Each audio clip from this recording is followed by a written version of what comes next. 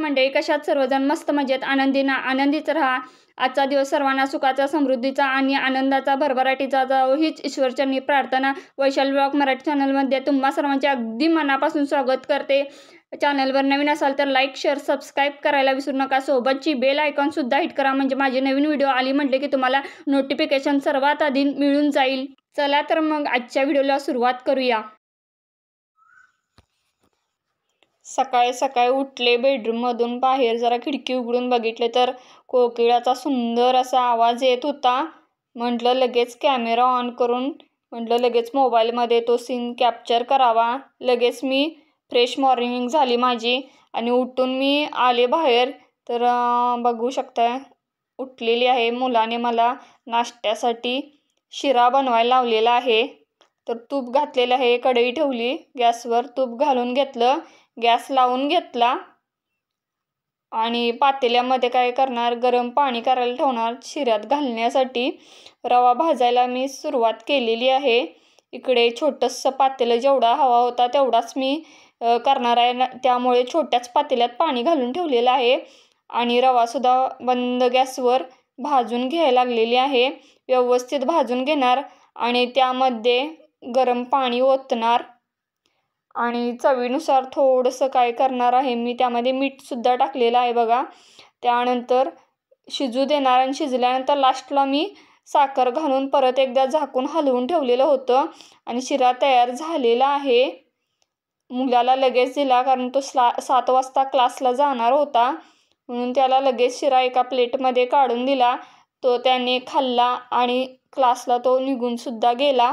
म्हटलं आता आपलंसुद्धा आवरून घ्यावं पटापटा। मिस्टर आणि लहान मुलगा झोपलेला आहे, तेवढ्यात म्हटलं माझी आंघोळ करून घेऊया। मी आंघोळ करून आता किचनमध्ये आलेले आहे आणि मिस्टरांसाठी चहासुद्धा ठेवलेला आहे, दोघांसाठी चहा ठेवला आहे। आणि हा गवती चहा आमच्या गार्डनमधला मी घेऊन आलेली आहे। आम्ही सकाळी सकाळचा चहा गवती चहाच लागतो आम्हाला, मग त्या पद्धतीने चहा दोघांसाठी बनवलेला आहे। आणि बाहेर बघू शकताय पावसाचा म्हणजे धुमडाच चालू आहे। आज धो पाऊसच चालू होता, मोठा पाऊस चालू झालेला आहे।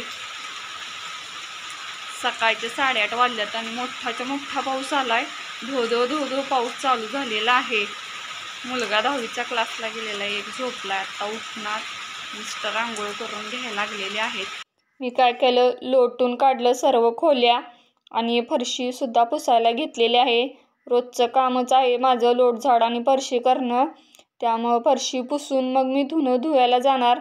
आणि धुणं धुवून मी किचनमध्ये परत आलेले आहे स्वयंपाक करण्यासाठी। एक कढईमध्ये परत थोडंसं तूप टाकलेलं आहे आणि त्यामध्ये काय केलेलं आहे, जिरे टाकलेले आहेत मी।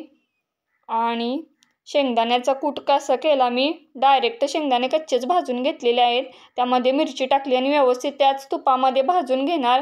कूट भाजलाच जातो त्यामध्ये, कारण वेळसुद्धा नव्हता, कारण एके ठिकाणी मला हळदी कुंकवासाठी बोलवलं होतं, म्हणून झटपट करायचा होता। शाबू 1 वाजला होता, म्हटलं शाबू मी काल रात्रीच भिजत घातला होता। ह्या शाबूनं जास्त पाणी ओढलं का काय झालं, शाबू एकदम मऊसूद झाला होता। आणि बघू शकता शाबूसुद्धा बनवून तयार झालेला आहे, कारण मिस्टरांचा उपवास असल्यामुळे त्यांना शाबू करून मग मी हळदी कुंकवाला जाणार। आणि शाबूबरोबर शेंगदाणे लागतात म्हणून लहान मुलाने काय केलेले आहेत, शेंगदाणेसुद्धा भाजून घेतलेले आहेत, दूध तापून ठेवलेलं आहे आणि मुलंसुद्धा जेवून घेतलेले आहेत। संध्याकाळच्या जेवणाची तयारी चालू झाली। मी इकडे भात झाला, आमटी झाली आणि चपात्यासुद्धा करून घेतल्या।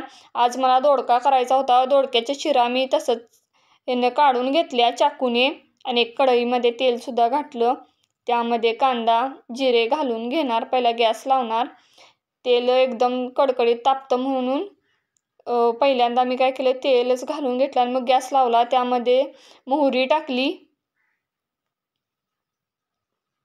जिरे टाकले, प्रमाणानुसार टाकायचे आहेत। मला हाताचा अंदाज कळालेला आहे म्हणून शक्यतो मी हातानेच घालते, आपल्या हाताची चवसुद्धा त्यामध्ये उतरते। त्यानंतर दोडक्याची भाजी तिखट मीठ चटणी हळद घालून केलेली आहे। मिस्टर बसलेले आहेत काम करत, इकडे मुलगा जिन्यात काय लिहित बसलाय शब्द, आणि हा 10वीचा मुलगा इथं अभ्यासला सुद्धा बसलाय। आजचा व्लॉग कसा वाटला ते नक्की कमेंट करून सांगा। चॅनलवर नवीन असाल तर लाईक, शेअर, सबस्क्राईब करायला विसरू नका। Thank you so much.